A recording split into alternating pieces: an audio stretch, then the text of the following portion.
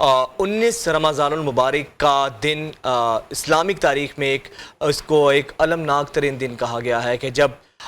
حضرت علی رضی اللہ تعالیٰ عنہ، جن کو شیر خدا کا لقب دیا گیا، حیدر کرار کہا گیا، اور حضرت علی وہ عالم اسلام کی ہستی ہیں جن کے بغیر اسلام کا جو تعارف ہے وہ ادھورا اور نامکمل ہے۔ ان کے اسلام کے لیے جو خدمات ہیں، جو اسلام کے لیے جن کا پورا خانوادہ جو ہے اسلام کے لیے کٹ گیا اور انہوں نے ایک بہادری اور شجاعت کی عظیم داستان رقم کی، ان کو آج کے دن زخمی کیا گیا، اور آج کا دن خاص طور پہ ہنا مسلم امہ کے لیے انتہائی تکلیف کا دن ہے۔ بالکل ایسا ہی ہے، اور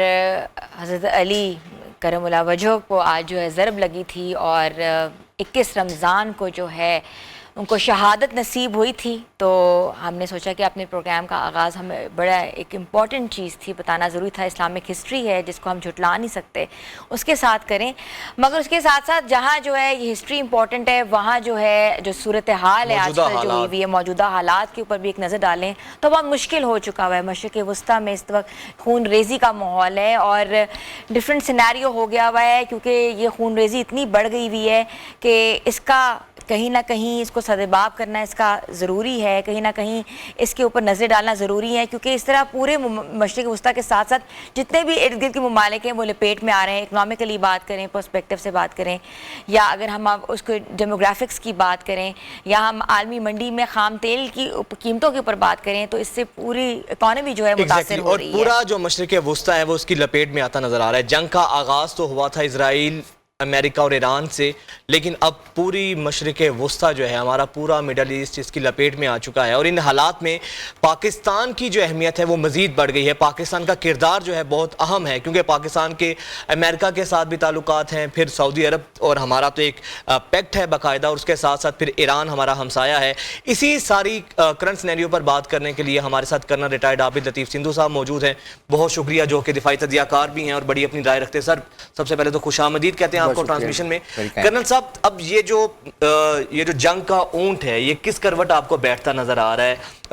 آئے دن ٹینشن اور اس کی جو سچویشن ہے مزید ایکسٹریم سے ایکسٹریم ہوتی جا رہی ہے، کیا لگتا ہے پاکستان اس تناظر میں کہاں سٹینڈ کرتا ہے؟ دیکھیں جی، یہ ایک تو بہت وولٹائل ریجن ہے، پھر یہ جو ریجن ہے اس کی دو بہت پیکولیرٹیز ہیں، بلکہ تین کہہ لیجئے۔ ایک تو یہ کہ یہ جو اسپیشلی گلف سٹیٹس ہیں وہ آرٹیفیشل کنسٹرکٹ ہیں، وہ نیچرل کنٹریز نہیں ہیں، ایوالو نہیں ہوئی ہیں، وہاں نہ پانی ہے، نہ قدرتی گھاس ہے، نہ پودے ہیں، نہ زراعت ہے، نہ ریور ہے، نہ آسمان ہے، ڈیزرٹ کو انہوں نے آباد کیا ہوا ڈیزرٹ ہے، بالکل، جس کو امریکن ملٹری جارگن میں سینڈ باکس کہتے ہیں۔ سو ایک یہ ہے، پلس وہاں پہ جو ان کی اکانومی ہے وہ سنگل پروڈکٹ بیس ہے، یعنی وچ از آئل۔ اب وہ اس کو ڈائیورسیفائی کر رہے ہیں۔ اور تیسرا یہ ہے کہ اس ریجن کے اندر آپس میں، کیونکہ یہ آرٹیفیشل کنسٹرکٹ ہے جیوگرافیکلی، تو جیو پولیٹیکلی بھی آپس میں ان کنٹریز کی بہت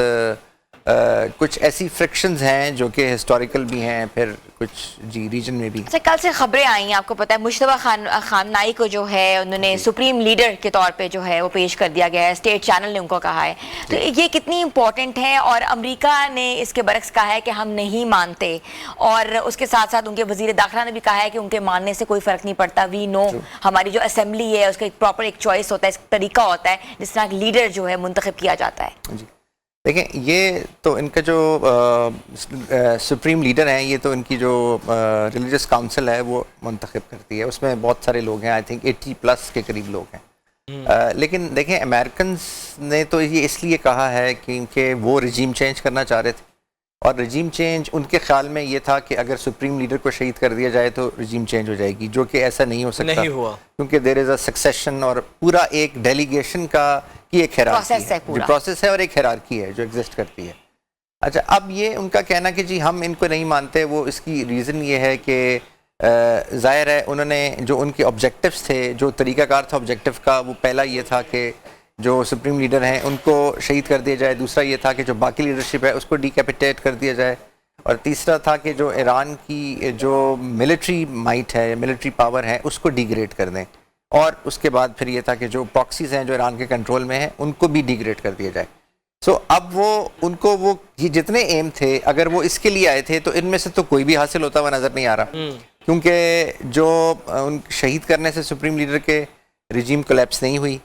ایران کے اوپر آج صبح تک 4,500 کے قریب اٹیکس کیے گئے ہیں، جس میں آئل ریفائنریز ان کی بہت زیادہ متاثر ہوئی ہیں، ان کے گھر، infrastructure, schools, hospitals, ammunition sites, dumps, پتہ نہیں سارے ہر قسم کے سول اور ملٹری ٹارگٹس کو ہٹ کیا گیا. لیکن وہاں پہ اسٹیٹ کا کوئی کولیپس نظر نہیں آ رہا. لوگوں کا مورائل ہر اٹیک کے ساتھ بڑھتا جا رہا ہے. دیر از اے ول ٹو فائٹ، لوگوں میں ریزالو ہے، اور لوگ سارے کے سارے اپنی جو تھیوکریٹک لیڈرشپ ہے اس کے پیچھے ہیں اور اس کے پیچھے کھڑے ہوئے. اچھا، اب یہ اس صورتحال میں جو آپ نے جیسے پوچھا کہ یہ جو مجتبیٰ خامنائی ہیں، یہ ان کی ایک بڑی انٹرسٹنگ بیک گراؤنڈ ہے. یہ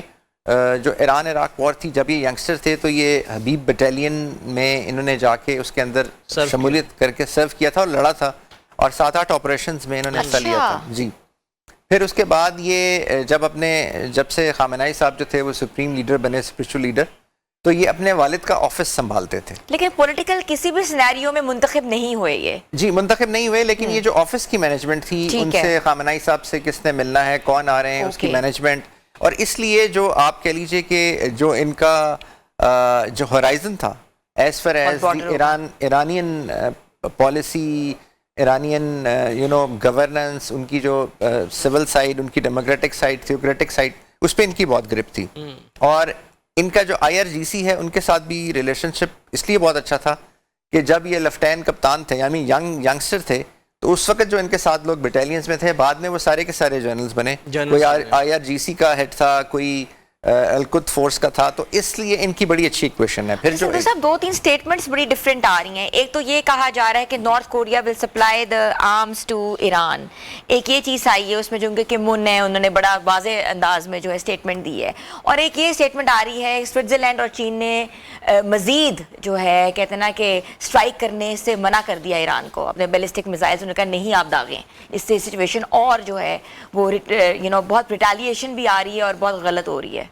جی، میرے خیال میں یہ دونوں ہی جو ہیں جی تھوڑی سی اسپیکولیٹو ہیں. اچھا. کیونکہ جو نارتھ کوریا ہے وہ اس طرح سے ڈائریکٹلی ایران کو، جو بیسک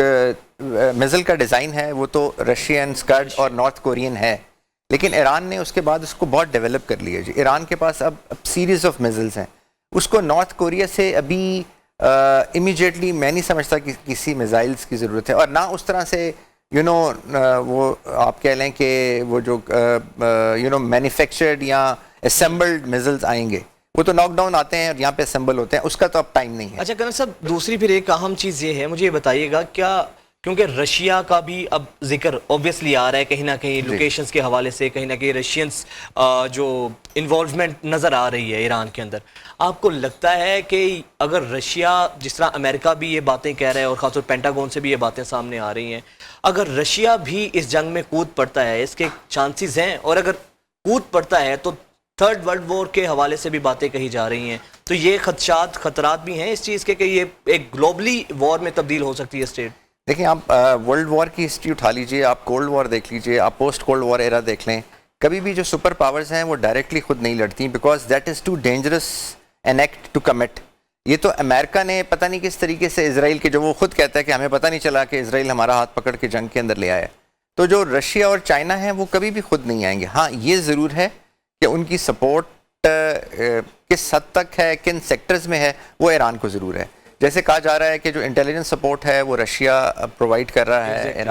ایران کو، اور پلس آج سے 4 مہینے پہلے ایک شپ میں کچھ 20,000 ٹن جو سالٹ ہے یا جو کیمیکل ہیں فار میزلز، جو اس کے فیول میں یوز ہوتے ہیں، جو کہ جس کی وجہ سے ایران نے اپنے بہت سارے میزلز کو لیکوڈ پروپلنٹ سے سالڈ پروپلنٹ میں شفٹ کر لیا. وہ چائنا سے آئے تھے، وہ پوری دنیا میں بھی رپورٹ ہوا. سو اس دفعہ جو ایران کا رسپانس ہے وہ شاید اس جو اس کی کوآپریشن ہے ان دونوں ملکوں کے ساتھ، اس کی وجہ سے بہت ڈفرینٹ ہے. یہ بھی کہا جا رہا ہے کہ جو چائنا کا بادو سسٹم ہے، بادو سیٹلائٹ سسٹم ہے، وہ بھی ایران یوز کر رہا ہے. اچھا، وہ ہیک نہیں ہو سکتا کیونکہ وہ GPS پہ نہیں ہے، وہ امریکن سسٹم پہ نہیں ہے، وہ یورپین سسٹم پہ نہیں ہے، اور اس سے میزل کی جو ایکوریسی ہے وہ بھی بڑھ سکتی ہے. سو اس کا مطلب ہے کہ اگر ایران نے اپنے جو میزلز ہیں اس کے اندر ٹرمینل جو گائیڈنس ہے وہ امپروو کر لی ہے، اس کے اوپر جو آن بورڈ کمپیوٹرز ہیں وہ بہتر ہیں اور وہ لنکڈ ہیں ایک ایسے سیٹلائٹ سسٹم کے ساتھ جو انٹرفیرنس نہیں ہے, جو امریکہ جس کو بند نہیں کر سکتا, تو ڈیفینیٹلی اس کی پھر وہ جو بار بار کہا جا رہا ہے کہ maybe they gonna integrate a nuclear weapon اور سمتھنگ, یا انہوں نے بنایا ہوا ہے, وہ ابھی شو نہیں کر رہے. اور آج بھی کچھ ویڈیوز جو ہیں سوشل میڈیا پہ بہت زیادہ جنریٹ ہوئی ہیں, خیر وہ اے آئی ویڈیوز ہیں, بٹ اسٹل آپ سے پوچھنا چاہ رہی ہوں. جی نہیں, آئی ڈونٹ تھنک سو جی, Iran will not go that far, اور برادر اس کے پاس آئی تھنک یہ نیوکلیئر کیپیبلٹی ہے بھی نہیں,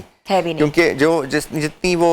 انریچمنٹ کر رہا تھا وہ 60% کے قریب پہنچا تھا, اور آپ کو کرٹیکلٹی کے لیے یا نیوکلیئر اس کے لیے تو آپ کو 98 سے پلس جانا پڑتا ہے. لیکن سر دوسری طرف کہا جا رہا ہے کہ اسرائیل یا امریکہ کی طرف سے کوئی نیوکلیئر اٹیک ہونے کا خدشہ ہے, اس میں کس حد تک آپ کو لگتا ہے کہ یہ ہو سکتا ہے,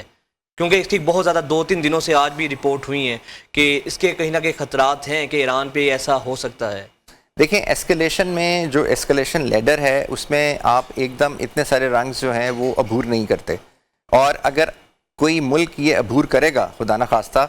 تو پھر تو یہ ورلڈ وار شروع ہو جائے گی. اور یہ جو امریکہ نے جب یوز کیا تھا نیوکلیئر ویپن, تو آپ کو پتا ہے دیٹ واز ہیروشیما ناگاساکی پہ, اس وقت تو وہ ورلڈ وار ہو رہی تھی, اور ورلڈ وار بھی جو تھی وہ ختم نہیں ہو رہی تھی, پورے کے پورے جو الائز ہیں وہ امبرائل ہو گئے تھے وار کے اندر. تو امریکہ نے اس ساری چیز کو اپنے اپنی اسٹریٹجک کیلکولیشنز میں ختم کرنے کے لیے اس نے وہ, کیونکہ جاپان جو ہے وہ پیچھے نہیں ہٹ رہا تھا.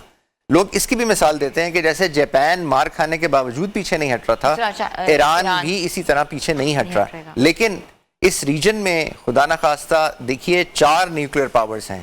اور یہ چاروں کو چھیڑنے والی بات ہے. یعنی رشیا بھی یہاں ہے, چائنا بھی یہاں ہے, انڈیا بھی یہاں ہے, اور پاکستان بھی.